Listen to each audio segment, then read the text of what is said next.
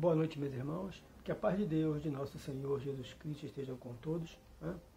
E neste momento damos início à nossa noite de segunda-feira, né, das exposições virtuais. Hoje o nosso irmão Iris irá falar do Evangelho segundo o Espiritismo, capítulo 25, itens 6 a 8. Olhai os pássaros do céu, né? E vamos nesse momento ler a nossa página inicial, né? do livro Vinha de Luz pelo Espírito, de Emmanuel, psicografia de Francisco Cândido Xavier. Amai-vos, portanto, tomai toda a armadura de Deus, para que possais resistir no dia mau, e havendo feito tudo, ficar firmes. Paulo, Efésios capítulo 6, versículo 13. O movimento da fé não proporciona consolações tão somente. Busca-lhes as fontes sublimes para retirar apenas conforto. Seria proceder à maneira das crianças, que nada enxergam senão guloseimas. É indispensável tomar as armaduras de Deus nas casas consagradas ao labor divino. E lógico aproximar-se o filho adulto da presença paterna com a exclusiva preocupação de receber carinho. A mente juvenil necessita aceitar a educação construtiva que lhe é oferecida, revestindo-se de poderes benéficos na ação incessante do bem, a fim de que os progenitores se sintam correspondidos na sua heróica dedicação. A sede de ternura palpita em todos os seres. Contudo, não se deve olvidar o trabalho que enrijece as energias comuns. A responsabilidade que define a posição justa e o esforço próprio que enobrece o caminho. Em todos os templos do pensamento religioso elevado, o Pai está oferecendo armaduras aos seus filhos. Os crentes, no impulso louvável, podem entregar-se naturalmente às melhores expansões afetivas. Mas não se esqueçam de que o Senhor lhes oferece instrumentos espirituais para a fortaleza de que necessitam. Dentro da luta redentora, somente de posse de sentimentos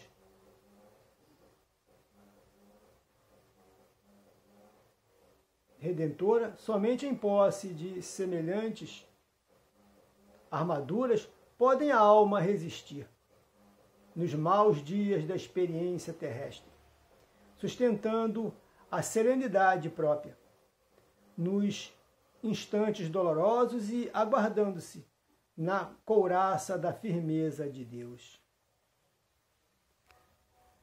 E nesse instante, meus irmãos, vamos elevar o nosso pensamento ao alto, a Deus, nosso Pai, ao seu Filho amado, nosso Senhor Jesus Cristo, aos trabalhadores da Sala Chico Xavier, aos nossos espíritos particulares, nossos mentores, e a todos os irmãos que trabalham no bem, né? E agradecendo por mais essa oportunidade de estarmos aqui diante de Ti, para mais uma noite de estudo, de esforço próprio, né? Onde possamos colocar nossos sentimentos, nossos pensamentos, né? E buscar essa melhora espiritual, né?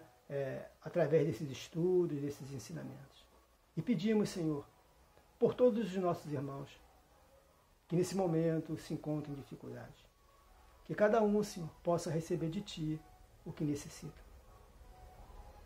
Em suas dificuldades, Senhor, nos seus trabalhos, com seus familiares, onde estivessem, que todos possam ser abençoados. Que a Tua mão, Senhor, possa pairar sobre suas cabeças, que possam aliviá-los de suas dores, de seus sofrimentos.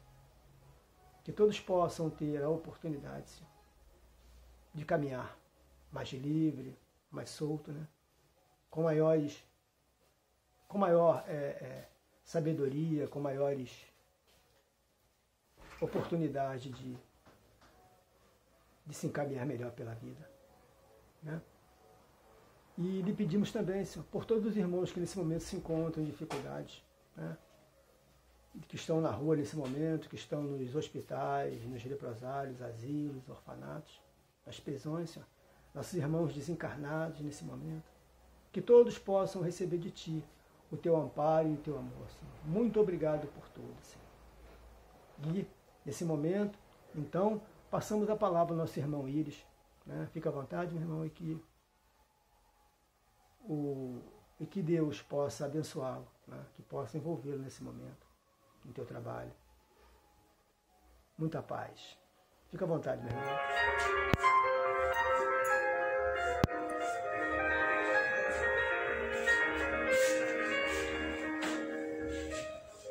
Olá, queridos amigos e irmãos da Sala Chico Xavier. É um grande prazer estarmos juntos de novo para um breve momento doutrinário. Eu sou o Íris, do Instituto Espírita Caminheiro de Jesus, de Duque de Caxias. Hoje falaremos e refletiremos sobre um tema interessante para os dias atuais. O tema é a morte como porta da vida.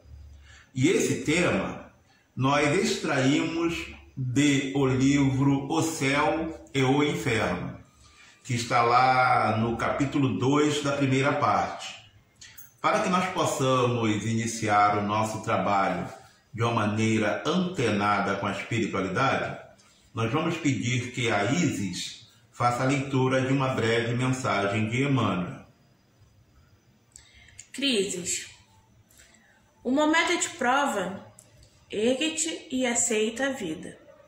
Não te queixes, trabalha. Nem te desculpes, ora. O serviço no bem é paz e esquecimento. Ante as crises que encontres, faz o melhor que possas. Nas árvores podadas, Deus multiplica os frutos. Ama, serve e não temas. Deus agirá por ti. Muito bem, essa mensagem é do livro Assim Vencerás, psicografado por Francisco Cândido Xavier. Nesta mensagem inicial, já é possível nós nos sensibilizarmos com a informação de que Deus agirá por nós. E nesse momento de tantas crises, como disse a mensagem, é fundamental que nós pensemos nesse momento de crise que está fundamentada, baseada em muitos fenômenos da morte. Daí, escolhermos para esse momento a morte como porta da vida, para que possamos conversarmos um pouco. Considerando, que este tema está no livro Céu e Inferno e perpassa por toda a codificação espírita, nós também trouxemos um momento de sensibilidade poética em torno da morte e que está no livro que nós vamos assim apresentar na voz do Ícaro, com duas quadras, duas trovas muito pequeninas, mas que nos dá uma emoção muito grande para que nós nos sensibilizemos sobre o tema a morte. Ouçamos. Olhei-me depois da morte, vi meus conflitos sem fim. Ó Senhor, dá-me outro corpo, quero esconder-me de mim. O regozijo da morte, que ninguém sabe dizer, tem a beleza da noite. no instante do amanhecer. Muito bem. Essas duas trovinhas, duas estrofes, que de forma poética nos remete à morte, é muito importante que a gente perceba que o autor nos diz que a morte também nos faculta que nós nos escondamos de nós mesmos.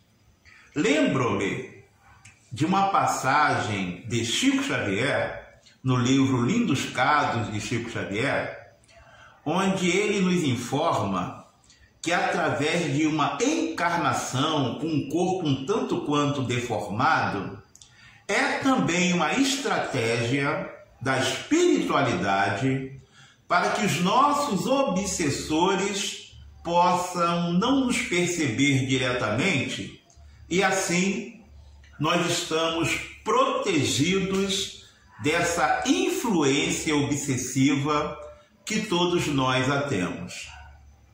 Daí de nós pensarmos como é importante observarmos a morte por um ângulo mais profundo, observarmos a morte de uma maneira doutrinária, considerando que nos dias atuais, além da pandemia, que já se vão aí com quase 2 anos, temos vários episódios que nos levam a pensar na morte como um flagelo, como algo que nos traz tristeza, que nos traz dor, mas que também é motivo de libertação para a nossa alma.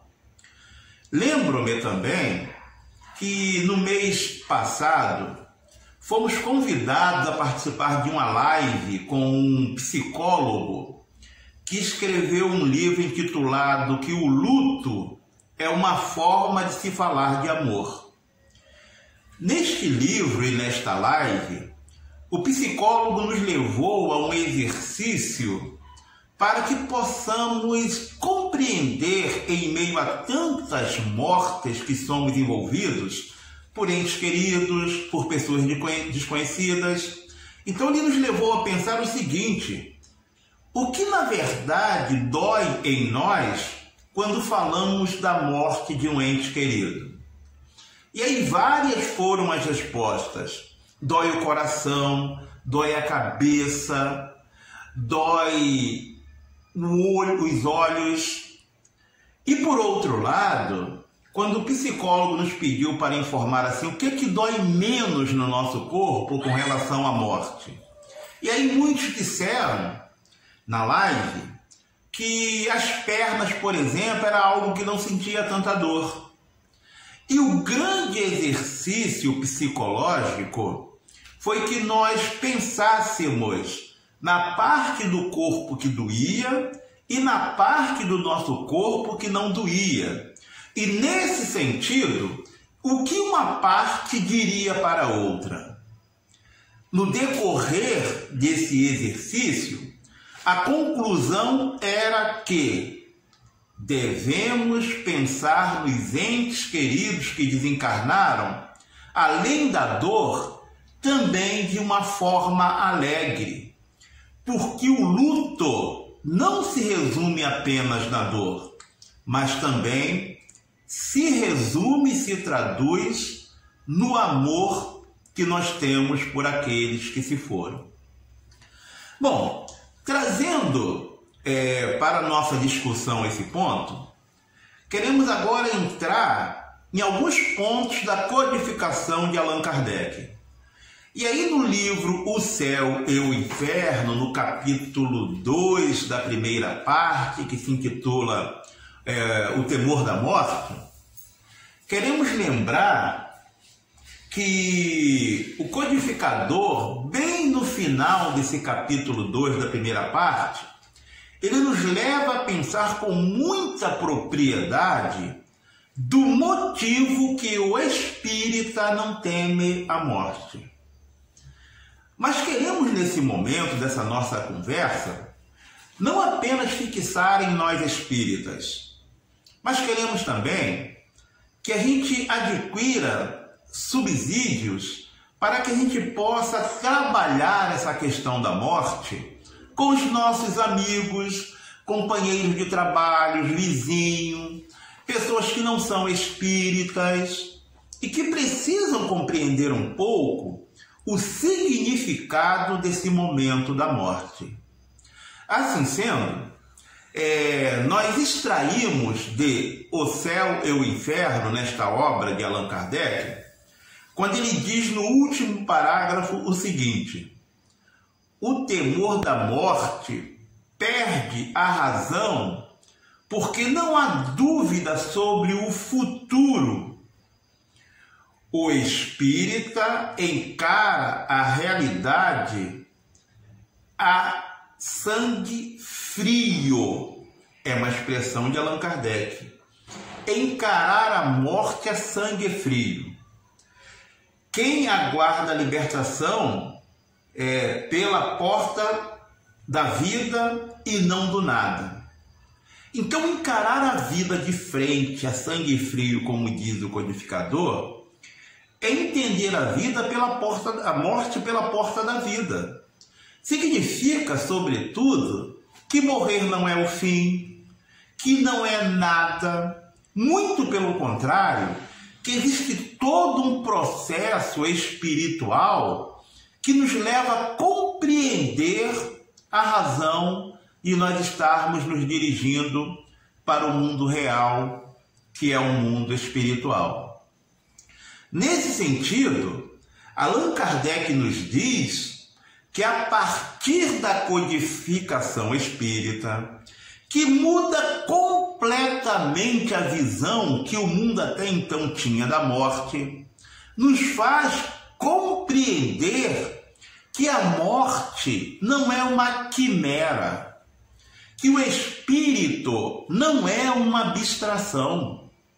E nesse sentido, os nossos pensamentos, na direção daqueles companheiros que já se foram, passa a ter algo de concreto. Nós conseguimos compreender a quem nós estamos nos dirigindo, a quem o nosso pensamento e o nosso sentimento está realmente se dirigindo no sentido de obter uma relação espiritual, porque nós temos um elemento que nos dá todas as características daquele companheiro que desencarnou. E é por isso que a doutrina trabalha com a realidade, do perispírito. Em verdade, isso aqui é apenas um boneco. Mas é um boneco que a gente trabalha para nos dar a dimensão da importância de compreendermos o nosso corpo perispiritual. De compreendermos que é realmente um retrato fiel do nosso corpo e que após o desencarne podemos pensar nele como aquele companheiro que estava ao nosso lado. E que, assim sendo, as características físicas, as características morais, espirituais, culturais, dos defeitos, as virtudes, estão ligadas naquele companheiro que se foi. Não é um nada, é um ser concreto, o ser espiritual. E para que a gente possa colocar, alguns outros argumentos na nossa discussão, nós temos também duas questões de O Livro dos Espíritos que nós vamos pedir para que a Isis faça uma leitura. Comemoração dos mortos, funerais. 320. Sensibiliza os espíritos ou lembrarem-se deles os que lhes foram caros na terra? Resposta. Muito mais do que pode supor. Se não felizes, esse fato lhes aumenta a felicidade. Se são desgraçados, serve-lhes de lenitivo. 327. O espírito assiste ao seu enterro? Resposta. Frequentemente assiste, mas algumas vezes, se ainda está perturbado, não percebe o que se passa. 327A. Lisonjeia-o a concorrência de muitas pessoas ao seu enterramento? Mais ou menos, conforme o sentimento que as anima. Ok. Então, duas perguntas, 327 e 320 e 327, sendo que tem um desdobramento da 327, né, numa subpergunta. Importante que, ao ser indagado por Allan Kardec, os espíritos são muito precisos em nos afirmar que o espírito participa do momento do seu desencarne.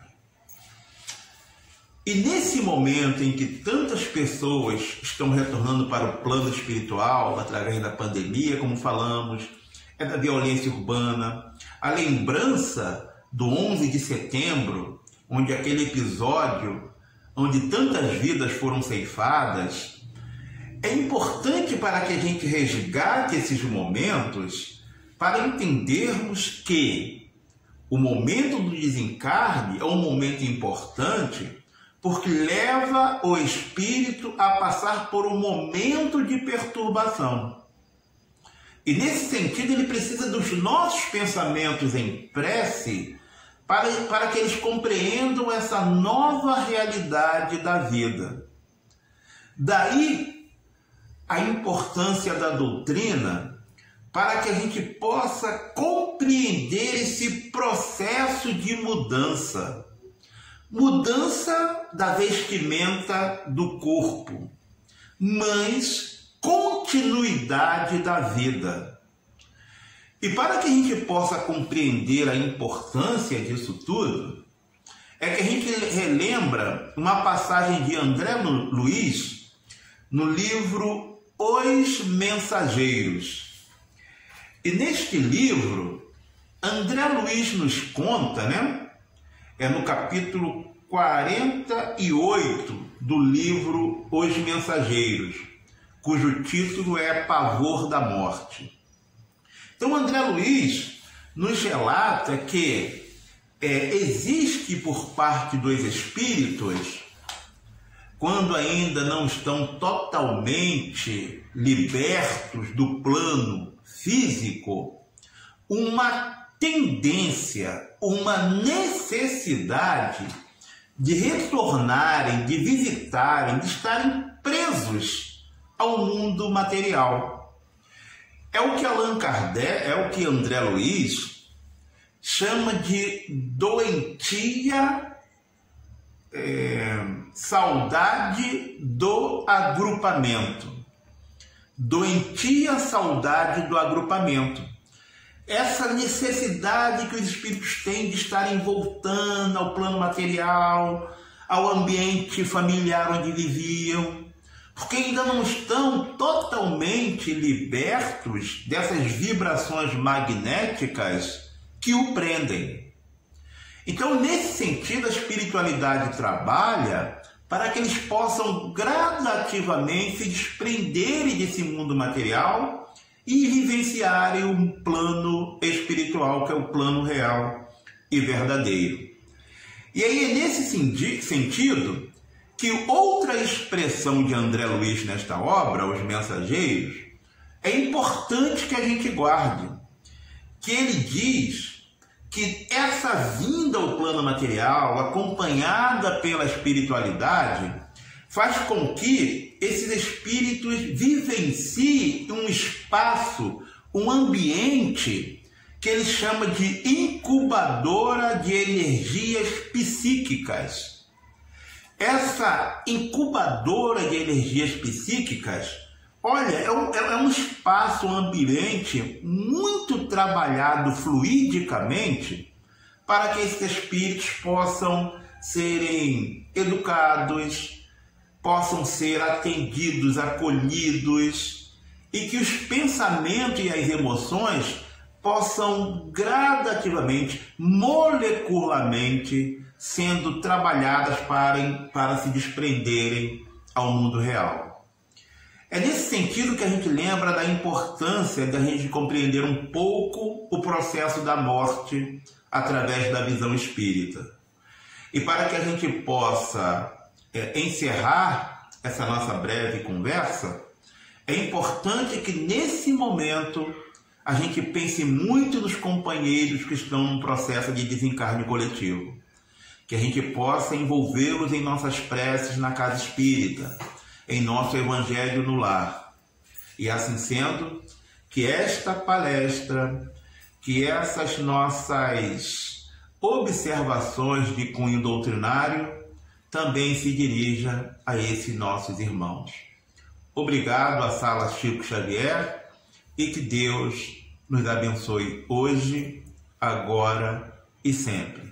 Até breve. Um abraço a todos. Bom, meus irmãos, estamos chegando a mais um final de mais um trabalho, né?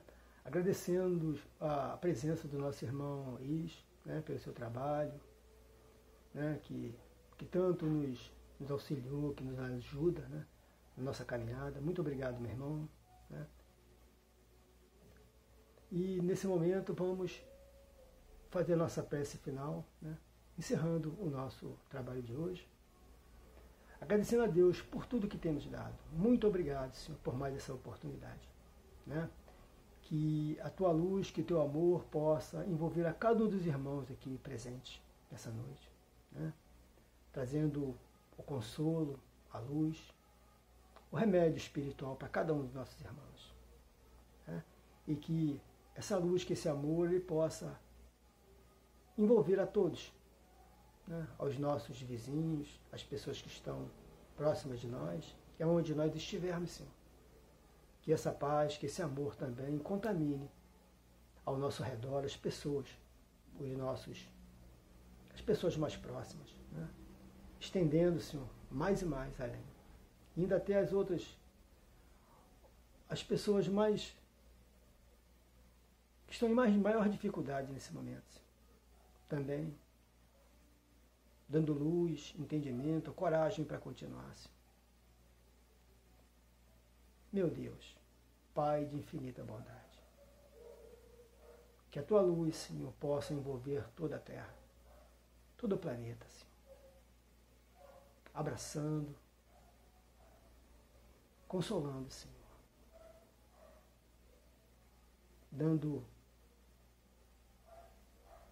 dando a oportunidade de cada um, Senhor, conhecê-lo, segurar em suas mãos, Senhor. Que o teu amor, Senhor, se faça sobre todos os nossos irmãos em dificuldades. Obrigado, Senhor, por mais esta oportunidade e que a tua luz, que o teu amor possa continuar nos envolvendo, Senhor, sempre. Graças a Deus. Muito obrigado, Senhor.